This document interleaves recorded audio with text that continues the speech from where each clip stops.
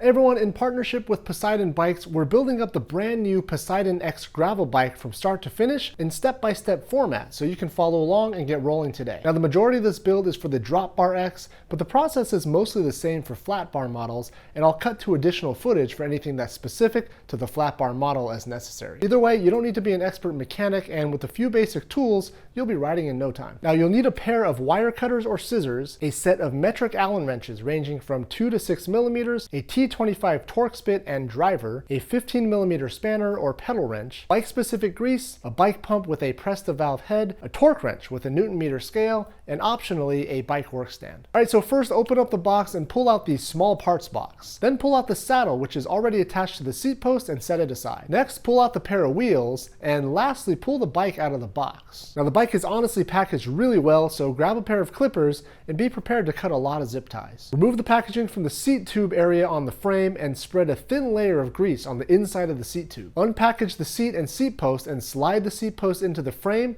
and cinch it down using a 5 millimeter Allen wrench. No need to worry about final position or the bolt torque yet, just snug it down for now. Clamp the bike from the exposed seat post into a work stand if you have one, and if you're not using a work stand, no worries, you can just skip this step. Continue removing packaging from the bike, again being extra careful not to scratch the frame or anything else when you're cutting the zip ties. Rotate the stem with respect to the fork by loosening the two 4 millimeter stem pinch bolts. With the stem facing forward, rotate the fork to the proper orientation with the brake caliper on the non-drive side of the bike. Remove the stem faceplate by unscrewing the four 4 millimeter Allen bolts on the front. Orient the handlebar such that the brake and shift cables are out in front of and below the handlebars with no awkward kinks, twists, or bends. Now, there's only one proper orientation for the handlebars and the cables, but it may take a couple of tries until you find it. Shown here is the proper handlebar installation and cable orientation for drop bar models. For flat bar models, the concept is the same. You're trying to orient the bars so that the brake and shift cables have no awkward twisting in them. Shown here is a proper orientation for flat bar models. Reinstall the stem faceplate and cinch the handlebars down. Aim for an equal gap between the faceplate and the body of the stem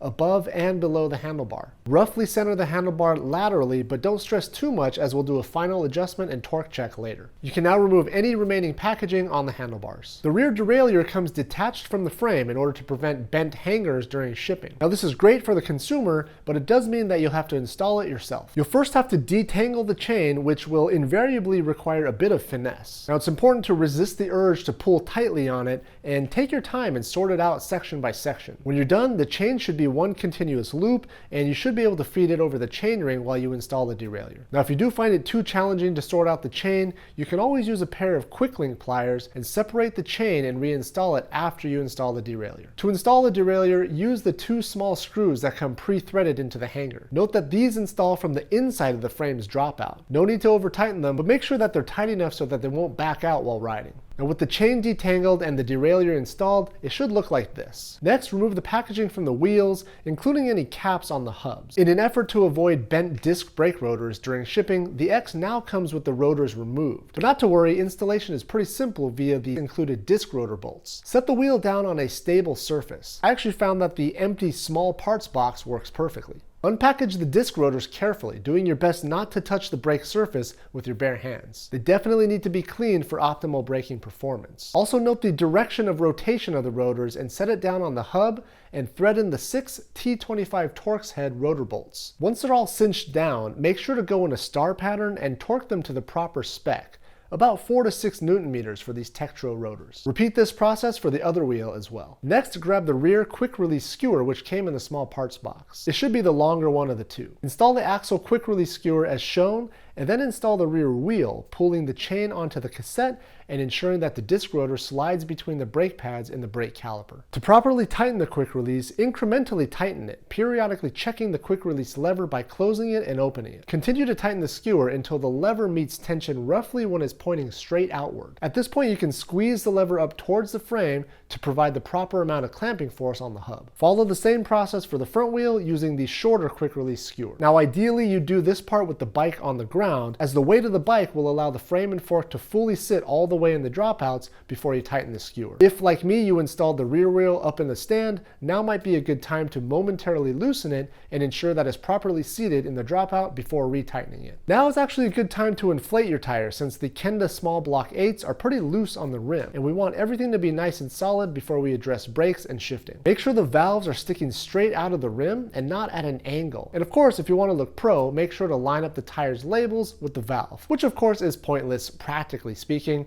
but it's certainly a thing in the cycling world. Inflate your tires to your preferred pressure using a floor pump with a Presta compatible head or a basic pump and a Presta valve adapter. Remove the valve cap and be sure to loosen the valve nut all the way. Don't worry, it can't come off, so just loosen it until it stops turning. Now in general, tire pressure is very personal and it depends on the rider weight, riding style, and terrain. For these stock tires with inner tubes, I recommend a pressure somewhere between 35 and 45 psi for starters. Now you may be tempted to pump them up higher, but recent trends are all leaning toward lower pressures, improving comfort and grip at no significant expense to rolling efficiency. When you're finished, be sure to close the valve and install the cap. Next, unpackage the pedals, which again can be found in the small parts box. Note that the pedals are left-right specific and they can't be switched. The right side, or the drive side, will have normal threads, while the non-drive side will use a reverse thread. Lightly grease the pedal threads and hand tighten them into the cranks, making sure not to cross thread them. They should thread on with little effort until you snug them up against the crank arms. Use a 15mm pedal wrench or a thin spanner wrench or an adjustable wrench to tighten the pedals. Now the pedals should be very tight, but there's no need to overdo it. 35 to 40 Newton meters is a typical torque spec,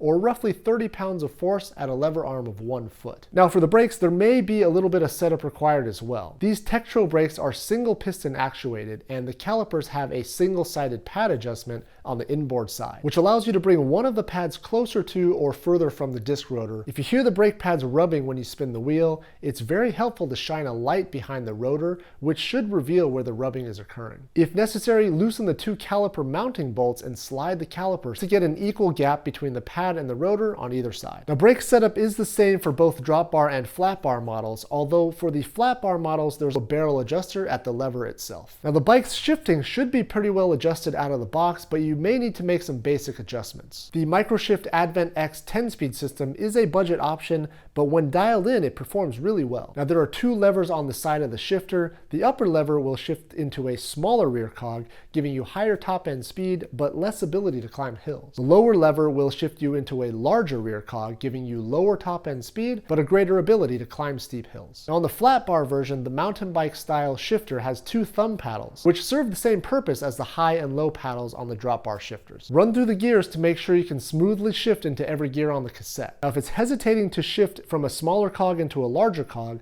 twist the barrel adjuster counterclockwise as if to unscrew it by a quarter turn at a time until you can smoothly shift from smaller cogs into larger ones. If it's hesitating to shift from larger cogs to smaller ones, you can turn the barrel adjuster clockwise as if to tighten it until you can shift from large cogs to smaller ones. Now this process is called indexing the gears and may or may not need to be done out of the box. In the unlikely event that you can't smoothly shift up and down the cassette after indexing the gears, it could be an issue of derailleur hanger adjustment, B-screw adjustment, or high and low limit screw adjustment, all of which are easily addressed by a qualified mechanic, but a little bit beyond the scope of this video. I should also mention a nice feature about the Advent X derailleur, which is the integrated clutch. You'll notice a 2-position switch on the side of the derailleur which engages and disengages the built-in clutch. When disengaged, the lower cage is free to move with little resistance. Now this generally yields slightly smoother shifting at the expense of chain stability. On the other hand, when the clutch is engaged, there's a lot more resistance in the lower cage, which helps with chain retention and significantly reduces what's known as chain slap, where the chain will bounce around against the frame during chunky off-road descents, and it could potentially fall off or chip or ding your frame. Now generally you can always leave the clutch engaged unless you plan to ride in absolutely smooth conditions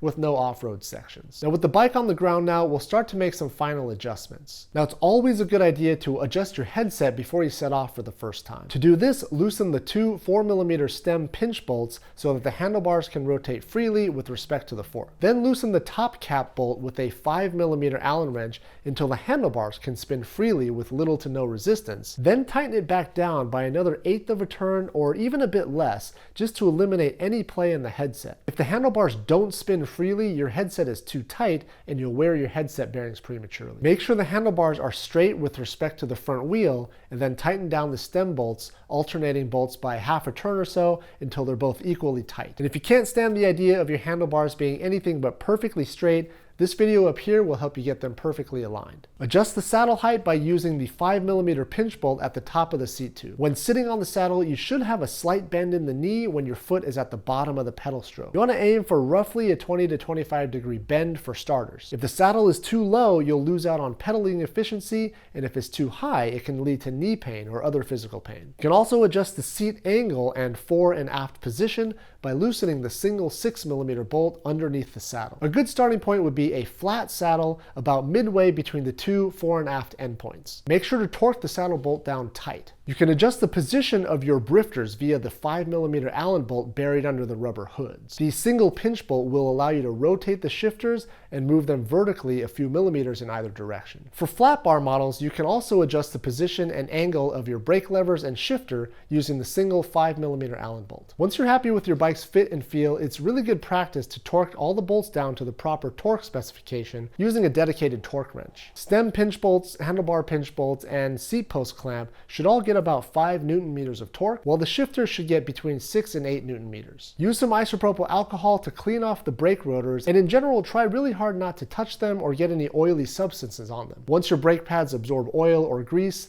they're pretty much toast and they will need to be replaced. Lastly, before you go out for your first ride, be sure to bed the brakes properly to ensure optimal braking performance. The bedding process serves to deposit a bit of the brake pad material onto the disc rotor itself, which is absolutely essential for strong braking performance. Find an open space and get up to about 15 miles per hour, and then drag the front brake with moderate braking force until you reach walking speed, but don't come to a complete stop. Turn around and repeat this process 15 to 20 times, and the brake should start to bite stronger and stronger, but still won't reach full strength for at least a few dozen miles. Repeat this process for the rear brake, which will complete the bedding process. And finally, as with any new bike, after the first 2 or 3 months of riding, it's always a good idea to have your bike checked over by a qualified mechanic. Factory tightened bolts may come loose over time, and cables tend to stretch a bit over the first few rides, which can affect braking and shifting. It should be a pretty quick and inexpensive service, but highly recommended. And that, believe it or not, is it. Your new Poseidon X is all set up and ready for whatever adventures await. Congratulations on your new bike, and enjoy the ride.